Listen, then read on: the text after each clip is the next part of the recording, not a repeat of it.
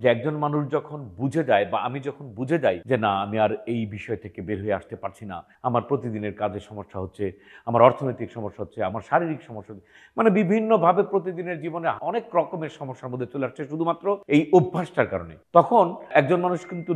নিজেকে সাহায্য করতে হবে। প্রথম স্টেপটা হবে এটাই যে আমি আমার নিজেকে কিভাবে সাহায্য করতে পারি, বা আমি এই আমার অভ্যাস বলি বা আমার রোগ বলি সেখান থেকে বেরিয়ে আসতে আমি আমার নিজেকে কিভাবে সাহায্য করতে পারি। প্রথমে বুঝতে হবে যে আসলে আমার এই সমস্যাটার এক্সটেনশন কতটুকু। আমি যতক্ষণ না পর্যন্ত বুঝতে পারবো যে আমার এই সমস্যাটার এক্সটেনশন কতটুকু বা আমি কতভাবে এই ভোগান্তির মধ্যে পড়ছি, যদি আমি নিজে না বুঝতে পারি, আমি রিকোয়েস্ট করব একজন